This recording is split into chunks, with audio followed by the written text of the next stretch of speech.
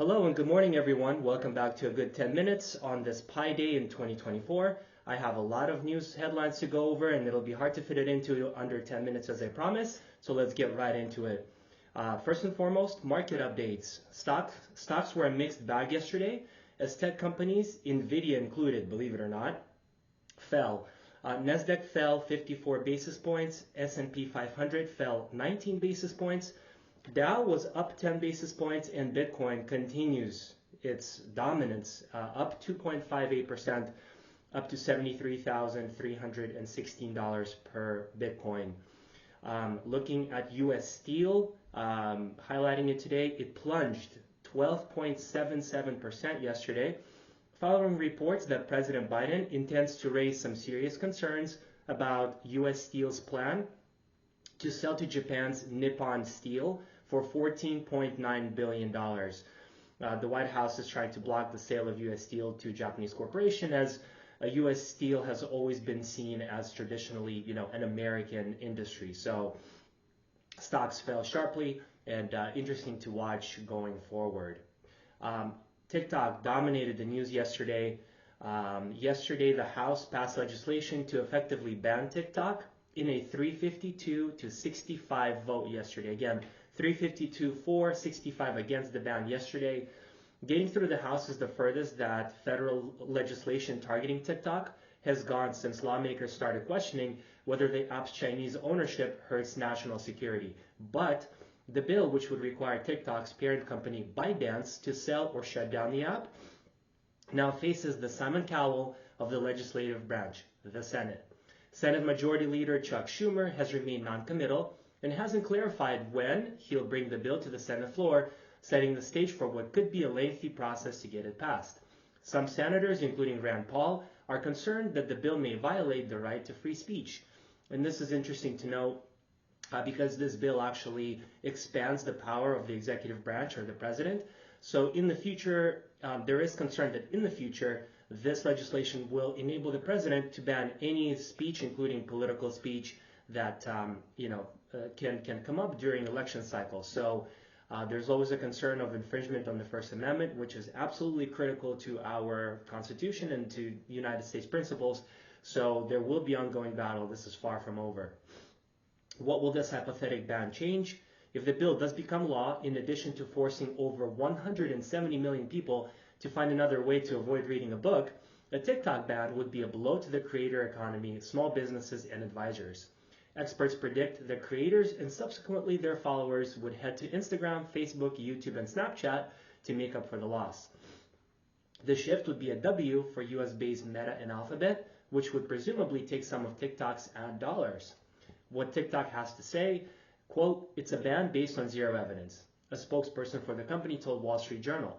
TikTok has spent over $21 million since 2019 lobbying to fight a ban, according to the nonprofit research group Open Secrets. China is also very upset. A spokesman for the foreign ministry accused the U.S. of, quote, "suppressing TikTok," and said, quote, "In the end, this will inevitably come back to bite the United States itself," end quote. So lots of drama happening there. Very interesting things to follow going forward. Some headline news. Don Lemon says Elon Musk killed X show deal after interview. The former CNN anchor said he thought the billionaire would be the perfect first guest for his independent show on X, a platform he'd been wooed to create a show for as part of its video push. However, Musk canceled the partnership. Apparently, free speech absolutism doesn't apply when it comes to questions about him from people like me, Lemon said, noting he still plans to post the interview on X. Meanwhile, Musk said Lemon lacked authenticity and that his approach was basically just, quote, CNN but on social media, end quote, which doesn't work, as evidenced by the fact that CNN is dying. So, some more drama there with Elon Musk. More updates on Trump. Some charges nixed in Georgia election interference case against him. A Georgia judge partially dismissed the criminal case accusing former President Donald Trump and several others of trying to subvert the state's 2020 presidential vote, tossing 6 counts that accuse Trump and some confidants of soliciting state officials to violate their oaths of office. But that leaves most of the 41-count indictment intact. The judge has not yet ruled on the defendant's ethics allegations, against Fulton County District Attorney Fannie Willis over her romantic relationship with another lawyer on the case. AI is in the news, as always. The EU, the European Union, passed the landmark AI regulations. While the US can't quite decide how it wants to regulate the potentially world-altering tech, EU lawmakers are forging a path forward.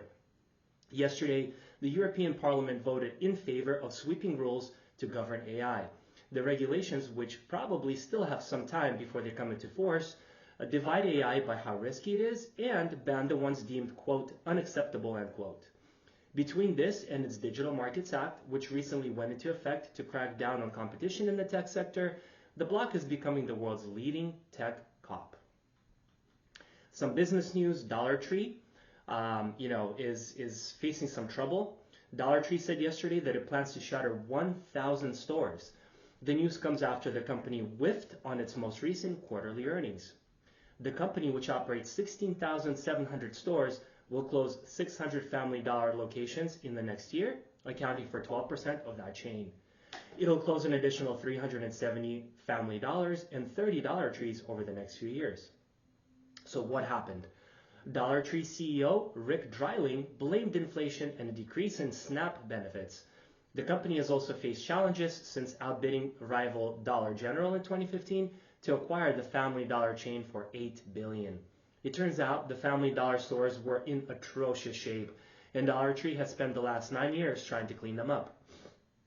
Last year, Family Dollar was fined a record $41.6 million for selling products from a rodent-infested warehouse in Arkansas. Boy, oh boy. Meanwhile, Dollar General, its competitor, is the fastest growing retailer in the country, opening 1,000 stores a year. But that growth is facing community pushback as competition from new mega cheap rivals like online retailers, Temu, and Shine. So interesting updates there. More on AI. Here we go. If your partner works in software engineering and keeps saying Devin in their sleep, they're not cheating on you. They're having nightmares about an AI that could render them obsolete. This week, a startup called Cognition surprise unveiled Devin, an autonomous programming tool it builds as, quote, the first AI software engineer in a post on X. Human software engineers promptly spiraled in the replies. What makes this AI unique is Devin has a name like any software guru from work for whom you might ping for bug fixes. And that's the whole idea. Ask Devin in plain English to figure out a glitch or build a website, and it can get right to it with force of an entire engineering team, learning, planning tasks, and writing code, all while showing you its work in just minutes, according to Bloomberg. Early reviewers say one capability that makes Devin remarkable is that it can create and train its own AI minions. Battle of AI assistants, according to Cognition tests, Devin can autonomously resolve issues 14% of the time, almost triple the number put up by its competitors, including OpenAI's GPT-4, Microsoft's Copilot, Meta's Llama, and Anthropic's Claude. All right, let's move on to what else is happening. Adidas posted its first annual loss in 30 years and warned that U.S. sales are hurting. Some of the company's struggles stem from its costly breakup with controversial rapper Ye as it sells off last of Yeezy line. The first rocket launched by Japan's Space One exploded seconds after launch. The startup wants to be the first Japanese company to get a satellite into space. SpaceX, which has its own history of exploding rockets, may try for its third launch this morning on March 14th. Trader Joe's said its popular mini canvas totes will be back in stores this summer. Meanwhile, the currently sold out status symbol are listed for hundreds of dollars on eBay. Wow. And last but certainly not least, a hiker discovered a mysterious monolith on a mountain in Wales in what sure feels like a throwback to 2020, as you all may remember. That's all for the day. Getting all of these news updates to you in a quick, apolitical, no spin, no bias, no BS way. I hope everyone has a wonderful Wednesday, March 14th. And I thank you so much for your time. Take care. Bye-bye.